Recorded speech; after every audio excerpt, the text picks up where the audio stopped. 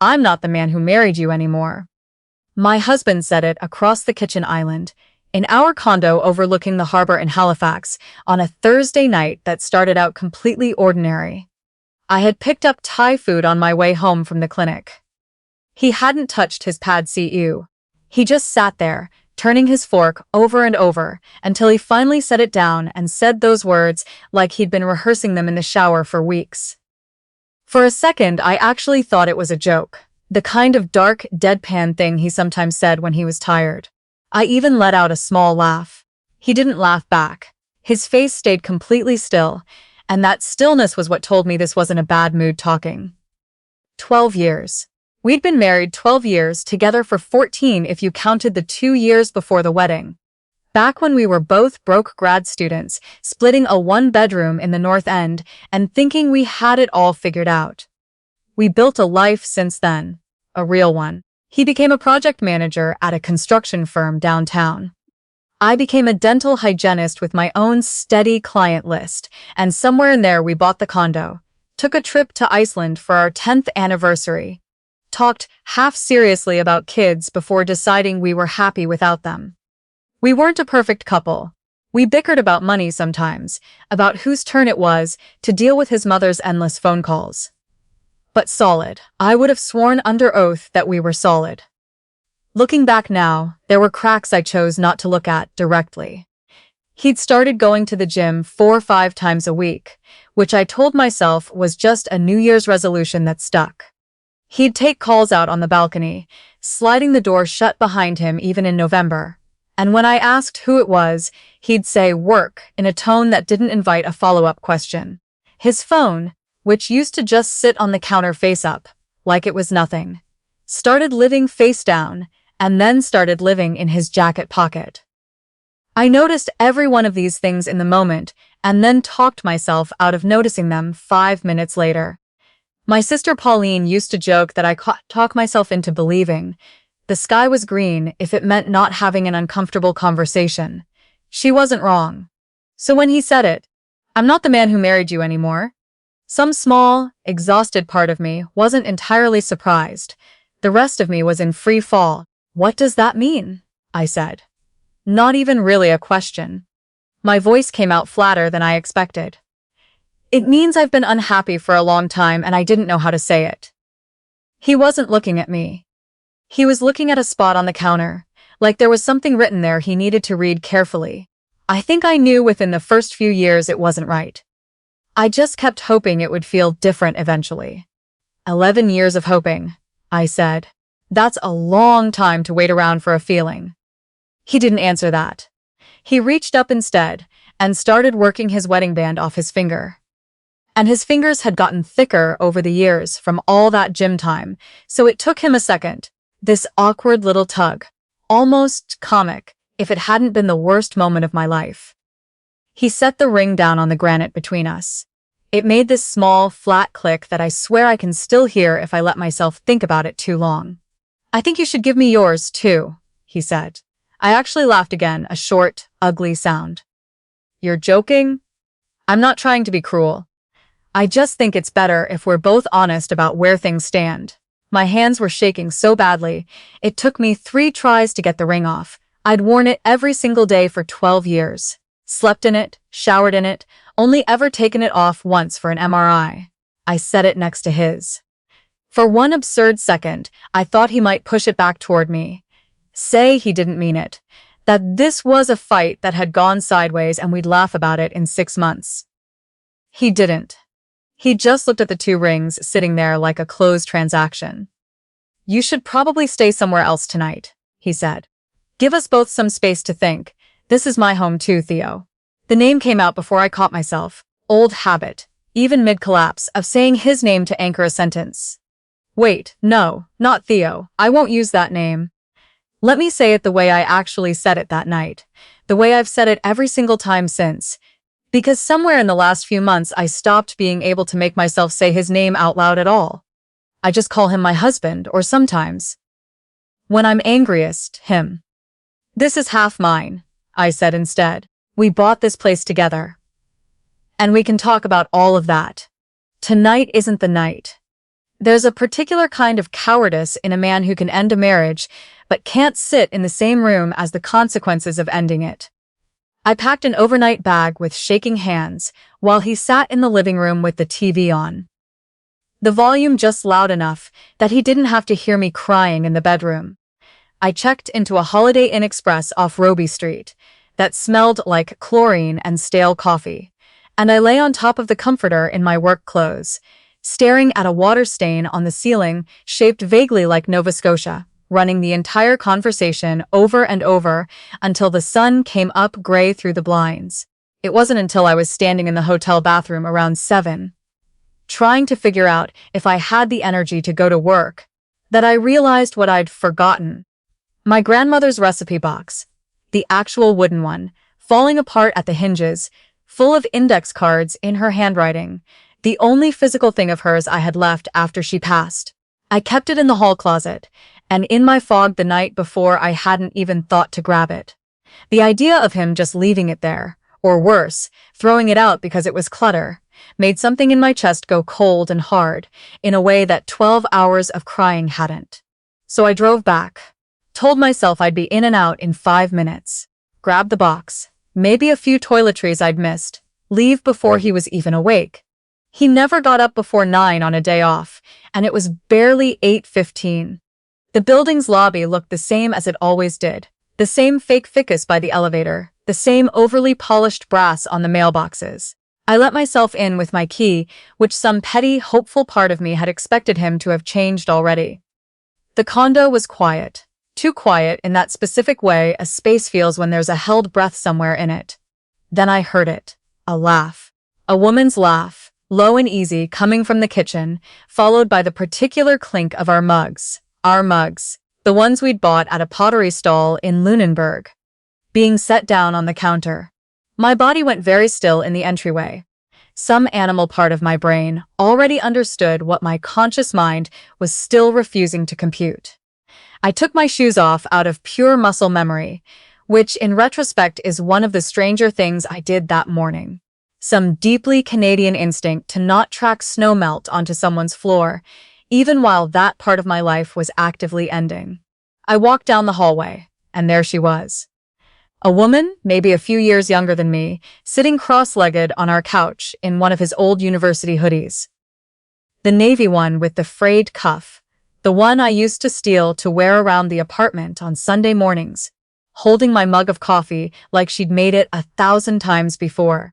Her hair was still damp, like she'd just showered. In our shower, with our towels, she saw me. First. Her whole face changed, the easy laugh draining out of it in real time. "Oh my God," she said, and set the mug down so fast coffee sloshed over the rim onto the coffee table. He came around the corner from the bedroom a half-second later, doing up the cuff of a clean shirt, and when he saw me standing there, his expression wasn't guilt. It was annoyance. Like I'd shown up early to a meeting he wasn't prepared for. "You weren't supposed to be back yet," he said. "I want to tell you I had some perfect, devastating one-liner ready. I didn't. I just stood there with my car keys still in my hand and said, 'I forgot something.' It's not what it looks like," he said, which is, I've since learned, apparently the single most overused sentence in the entire history of infidelity, because I have heard from at least 4 different women since that their husbands said almost word for word the same thing. "It's exactly what it looks like," I said. The woman, I learned later, her name was something I will also never say out loud again, stood up fast, mumbling something about needing to go, grabbing a coat from where it was hanging on the hook by our door like she lived there, and brushed past me with her eyes fixed firmly on the floor. The door clicked shut behind her. And then it was just the two of us, in the apartment we'd built together, the air still smelling faintly of her shampoo. "How long?" I said. He rubbed the back of his neck, a tell I knew from a decade of arguments about his mother. "A few months." I knew immediately that was a lie, the same way you know when a patient tells you they floss every day. "Try again." A long pause. "It's been closer to a year." A year. A year of gym memberships and balcony phone calls and face-down phones and Friday work events that ran late. A year of me making excuses to my own sister about why he seemed distant, telling her he was just stressed with a big project downtown. A year of me being, by any honest measure, the only person in that relationship who didn't know what the relationship actually was. "I was going to tell you," he said. "I just didn't want to do it in a way that blew everything up. You ended our marriage at the kitchen counter 2 nights ago and took my ring off my hand," I said. "I think the blowing up already happened. You just didn't want to be in the room for it." That's when I noticed the folder. Sitting on the side table by the window, slightly too neat, the corner of a printed page sticking out. The kind of folder you keep things in when you've had time to plan. I walked over before he could stop me and flipped it open. Bank statements. A printout from a lawyer's office in town, the letterhead unmistakable. A spreadsheet, his handwriting in the margins, breaking down the condo's equity, our joint TFSA, the value of the car. Property assessments. He'd had it appraised, recently. "What is this?" I said, though I already knew. I wanted to be prepared. "So this doesn't get messy." I actually laughed at that, a real laugh this time, short and disbelieving. He had been quietly building a financial exit plan for who knows how long. Getting the condo appraised, talking to a lawyer, doing the math on what he could walk away with. While I was over here wondering if maybe I needed to plan more date nights. He hadn't fallen out of love in some sudden, sad, human way. He had made a decision, and then spent months laying the groundwork to execute it as cleanly as possible, with me as the only person in the building who didn't know the demolition date. I took out my phone and started photographing every page. "What are you doing?" he said, and for the first time since I'd walked in, there was something other than annoyance in his voice, something closer to nerves. "Documenting," I said, "since apparently that's what we're doing now." He didn't try to stop me. I think some part of him understood he didn't have the moral high ground too. I left with my grandmother's recipe box under one arm and 41 photos on my phone, and I didn't cry again until I was back in the parking garage, sitting in my car with the engine off, my forehead against the steering wheel. The next few weeks were the kind of blur you only fully understand in hindsight. I called a family lawyer my coworker recommended, a sharp, no-nonsense woman, named whose office was as above a Tim Hortons on Quinpool Road, and within an hour of laying everything out for her. The timeline, the photos, the appraisal he'd had done without telling me, the year-long affair, she told me something that stuck with me for the rest of that process. He thought he was being smart by planning ahead. He just forgot that planning ahead leaves a paper trail, and paper trails work both ways. Under Nova Scotia's matrimonial property rules, what's acquired during a marriage generally gets split, and a year-long secret relationship, plus a quietly commissioned property. Appraisal didn't exactly paint him in a sympathetic light to a judge. I won't pretend the process was simple. It took months, several tense meetings, one mediation session where he sat across the table from me looking smaller than I'd ever seen him look. But in the end, I kept the condo. He bought out his half slowly over an agreed timeline, and I walked away with more than he ever expected, because the same documents he'd prepared to protect himself ended up being the clearest record of exactly how long he'd been preparing to leave. What hurt more than the money, though, was watching this story unravel in public. My mother-in-law, who I genuinely loved, who used to send me birthday cards signed, "Love, Your Other Mom," called me in tears when she heard the full timeline from her own son's mouth, not from me. Mutual friends who'd heard his version first, the soft, vague one where he was simply unhappy for a long time, got the real version eventually. The one with the dates and the appraisal and the year. I didn't even have to say much, the facts did the talking. People recalibrated their sympathy fairly quickly once they understood what I'd actually walked in on that morning. I moved into the condo full-time that fall, repainted the bedroom a color he always said he hated, and started therapy with a counselor, a few blocks from my clinic, mostly to deal with the parts of this that weren't really about him at all, the parts about why I'd spent a year quietly editing my own perception of reality so I wouldn't have to face an uncomfortable truth. That work was harder in some ways than the legal stuff. Lawyers can divide a condo. They can't teach you to trust your own gut again. It's been a year and a half now. I still live in the condo alone, with my grandmother's recipe box on the kitchen counter where I can see it every morning. I make her ginger snap recipe sometimes on weekends, just for myself, and it tastes exactly the way I remember it from being a kid in her kitchen in Dartmouth. I started taking a pottery class on Tuesday nights, something I'd always said I'd get around to and never did. I see my sister Pauline more now than I had in years.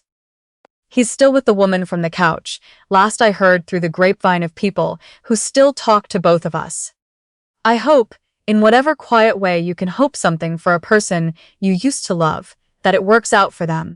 Mostly because I no longer think about it nearly as often as I used to, which is its own kind of proof that I'm somewhere new now. He thought taking the ring back meant he was taking everything. What he actually did was hand me the one thing he never planned for, proof, in his own handwriting, of exactly who he'd been all along. And in the end, only one of us had to go looking for a new version of ourselves to become. It wasn't him.